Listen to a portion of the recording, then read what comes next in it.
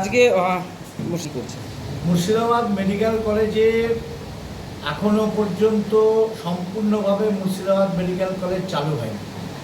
তৃণমূল সরকারের আমলে যে মুর্শিদাবাদ মেডিকেল কলেজে রূপ দেওয়া হয়েছে তাতে অসংখ্য বিভাগ নেই, এবং সবথেকে যেটা আশ্চর্যজনক ঘটনা, এটা আমরা অনেক দিন ধরেই বলে এসেছি,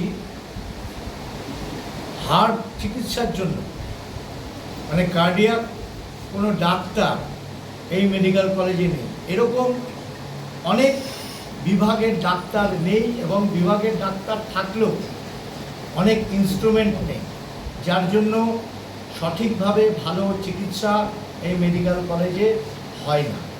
এছাড়াও এই মেডিকেল কলেজের যে বিষয়গুলোর উপরে আজকে প্রিন্সিপালের কাছে আমি বলে এলাম, সেই বিষয়গুলো আপনাদেরকে আমি বলছি, আপনারা সঠিকভাবে বিষয়গুলো সাধারণ মানুষের কাছে তুলে ধরুন।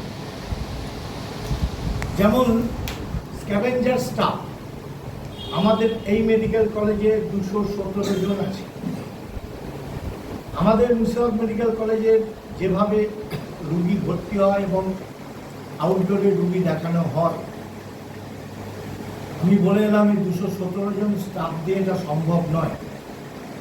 সবথেকে বড় কথা হলো যে ইনডোর বিভাগে পেশেন্টদেরকে ক্যাথিটার করানো থেকে আরম্ভ করে অক্সিজেন দেওয়া, বিপি মাপা, ব্লাড সুগার মাপা, এবং ওয়ার্ডের ঘরে মেডিসিন থাকে সেটা বার করে মাঝে মধ্যে পেশেন্টকে এই স্ক্যাভেঞ্জার যারা কাজ করে তাদেরকে দিয়ে দেওয়ানো হয়। এটা ইমিডিয়েট বন্ধ করতে হবে, কারণ এটা ওনাদের কাজ নয়। দ্বিতীয়, ওপিডিতে 6 থেকে 7 জন দালাল থাকে, তার মধ্যে রাজু শেখ তার 4 জন, বাকি 2 জন আলাদা। এর মধ্যে মানিক শেখ একজন দালাল আছে, যে মেডিসিন ওপিডিতে শনিবার ডক্টর বিকাশ সরকারের ঘরে থাকে। এমার্জেন্সিতে সব সময় ডাক্তাররা থাকেন না,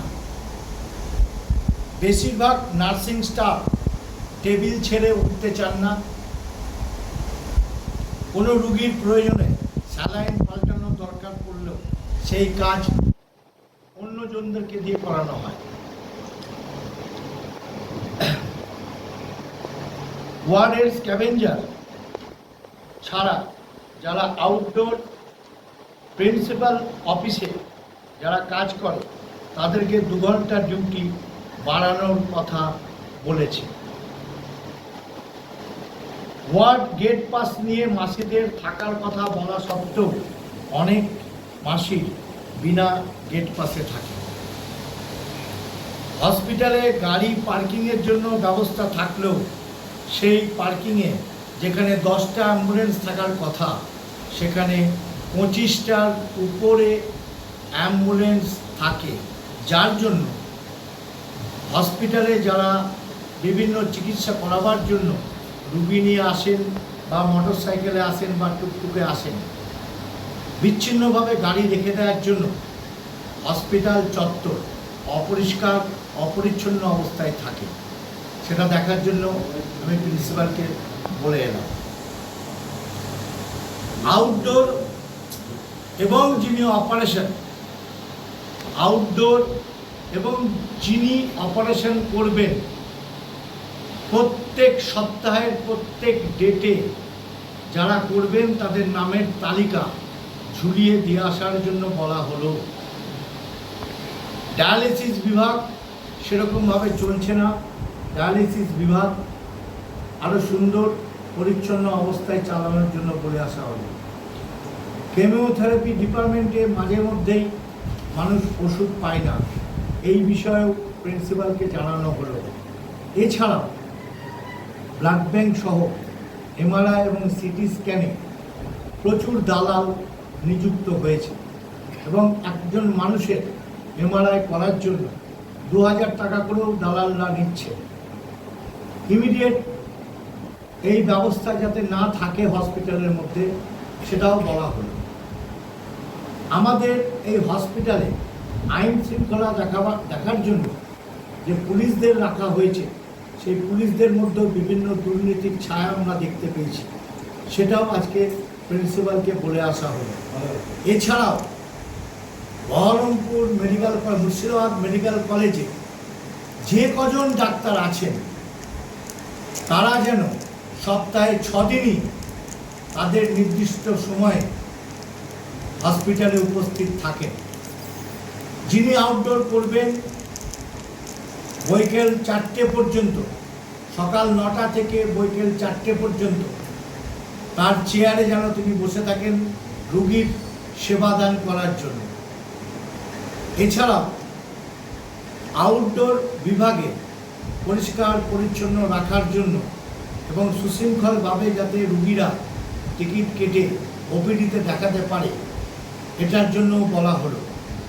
এর মধ্যে থেকেও সবথেকে একটা ভালো কাজ দেখে এলাম, যেটা কেন্দ্র সরকারের পরিচালনায়, কেন্দ্র সরকারের অর্থে আমাদের যে অঙ্কোলজি ডিপার্টমেন্ট আছে, সেই অঙ্কোলজি ডিপার্টমেন্টে রেডিওথেরাপি সেন্টার শুরু হতে যাচ্ছে বেশ কিছু দিনের মধ্যে। এটা মুর্শিদাবাদ জেলায় বিশেষ করে যারা ক্যান্সার পেশেন্ট তাদের কাছে বিরাট সুখবর, কারণ মুর্শিদাবাদ থেকে রেডিওথেরাপি নিতে যাওয়ার জন্য কলকাতায় যেতে হতো, সেটা আর যেতে হবে না। কিছুদিনের মধ্যেই এই কাজ শুরু হবে। চাইল্ড বিভাগের 100টা বেড নিয়ে নতুনভাবে শুরু হবে খুব তাড়াতাড়ি। তো এইসব বিষয়গুলো বসে আমরা বলে এলাম।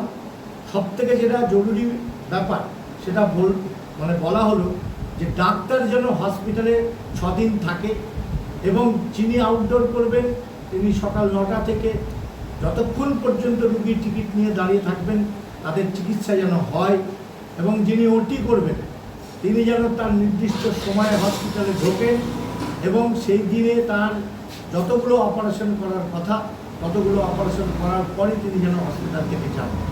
ব্লাড ব্যাংকে নিয়মিত ব্লাড ব্যাংকের যিনি ডাক্তার তিনি বসেন না। ব্লাড ব্যাংকে কিছু অসাধু সংগঠনের তারা বিকেলবেলায় সন্ধ্যাবেলায় ব্লাড ব্যাংকে নতুন সমাজসেবী হিসেবে পরিচিতি দিয়ে তারা ব্লাড ব্যাংকে আড্ডা মারে, এগুলো বন্ধ করতে হবে। নার্সিংহোম থেকে যে রিকুইজিশন ব্লাড ব্যাংকে আসে, অনেক সময় দেখা যায় 2 বোতল ব্লাডের জন্য বা কোনো সময় 3 বোতল ব্লাডের জন্য সরকারি নিয়মে ব্লাড ব্যাংক থেকে যে রক্ত রোগীর জন্য বরাদ্দ করা হয় তার সঙ্গে সঙ্গে কম্পিউটারাইজ হয়ে যায়, যার জন্য ব্লাড ব্যাংক সেই রক্ত আর ফেরত নিতে পারে না।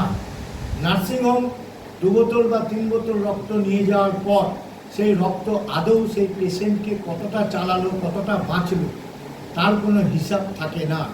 এইভাবে সাধারণ মানুষ ব্লাড ব্যাংককে সচল করার জন্য যে রক্ত দান করেন, আসলেও তাদের এই রক্ত সঠিকভাবে রূপায়ণ হয় কিনা সেটাও দেখে আসার জন্য আমি প্রিন্সিপালকে বলে এলাম।